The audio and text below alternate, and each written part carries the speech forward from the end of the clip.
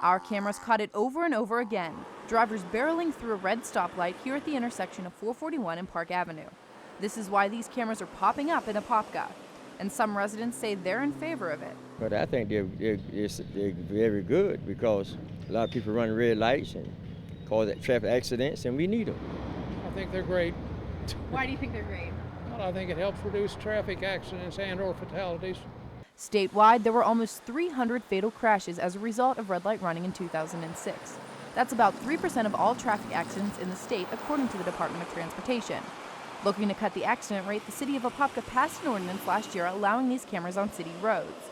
The cameras take photographs of red light runners and gives the city the evidence it needs to send out a fine.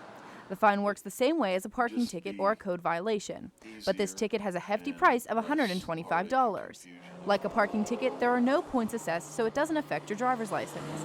That's no comfort to longtime Apopka resident and business owner Samuel Garcia.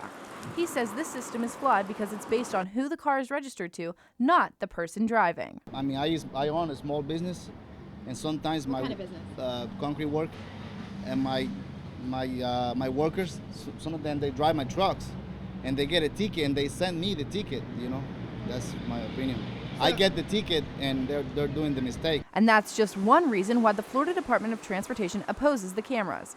District Transportation Engineer Rick Morrow outlined causes for concern. What's different about the red light running cameras is it identifies a vehicle, not a person.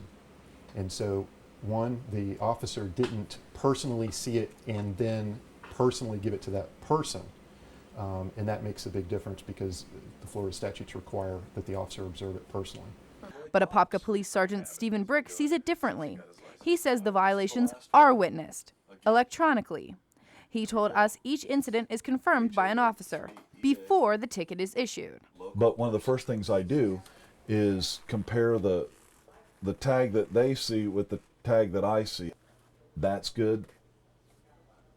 Now I look at the photos. I can see the red light in both. Okay, I see him behind the red light here, and I see him over the red line there. I'm going to go to the video, and this is going to be a 12-second video, 6 seconds prior and then 6 seconds after the violation. He showed us what he sees when looking at the video. There's nothing there that could be considered a stop. So I'm going to accept it. Sergeant Brick says it's a pretty cut and dry operation, and it's usually simple to tell if someone is obeying the law. It's got to be black or white, and because you start down that slippery slope, well, he was close. Well, at what point do you say he's no longer close? They either stopped or they didn't stop. Although it may seem pretty straightforward, some people have challenged the tickets. No, we had a group the first month or two that it was in, but after that it's pretty obvious. Yeah, after the first 13 or so, there has been, I think, one, and we haven't lost yet. Apopka police say the cameras have been a success, reducing accidents at the intersections of 441 and Park Avenue and 441 and Sheeler Street, which were two of their most dangerous intersections.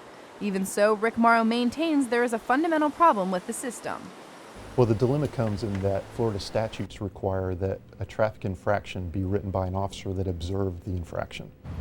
Since the installation of these cameras back in July, the number of citations has gone from almost 300 down to 18.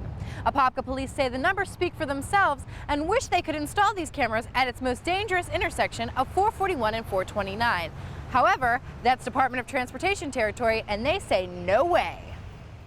Department of Transportation, Florida Department of Transportation is challenging any authority that puts a red light camera for enforcement purposes at one of their intersections. Well, right now there's not a way to meet the intent of the law that says a law enforcement officer observes the infraction and then gives the infraction to the person that broke the law. The 429 and coming off the toll road onto 441 is really, really bad. We did a detail out there, and we can get easily during the night rush hour, probably between 30 and 50 an hour. But even though Apopka police claims red light running is a serious problem, the Department of Transportation says they need to follow the letter of the law. Our position has been that we're not going to allow the red light enforcement cameras on those roads because of the way that the law is addressed by Florida statutes. Morrow adds that there are other issues surrounding these cameras which are preventing people from getting on board. Unfortunately, I think what we're seeing in Florida and around the country is cities that are choosing to do it for other reasons. They're not necessarily addressing a problem, they're instead addressing other issues. Apopka officers say they aren't seeing any financial gain from the cameras, adding that taxpayers haven't spent a dime to install them. American Traffic Solutions owns and maintains the equipment, and they do it for a set amount per paid violation. If the city doesn't get paid, then they don't get paid. American Traffic Solutions receives $40 per paid violation. But what about the rest of the money? According to Apopka Police, it has been set aside until the city council decides what to do with it. Sergeant Brick says the program could save the city a lot of money over time. We're trying to work with the public to come up with better ways to maximize our time and make it cost effective without overburdening the taxpayers. And Brick says it's also an effective time saver for the police department. But we can't always be out there because we have other complaints, we have other problem areas, and we only have a limited amount of resources that we can dedicate to an area. Probably 6 violations it would take me between a half an hour and an hour to get. All right, so, and I've spent 15 minutes reviewing it, so now there's 45 minutes of my time salary that I can spend doing something else, not out monitoring one of these intersections. The popularity of red light cameras has won over many in the city of Apopka and is sweeping across the state. Agencies in Orange County, Orlando, and DeLand are using or are considering using the cameras. We're sold on the program. We know our citizens, the chief has told me that he's had an overwhelming positive response from the citizens. But FDOT say that unless the law changes, they remain firm. There will not be red light cameras on state roads. For WMFE's This Week, I'm Brittany Shane.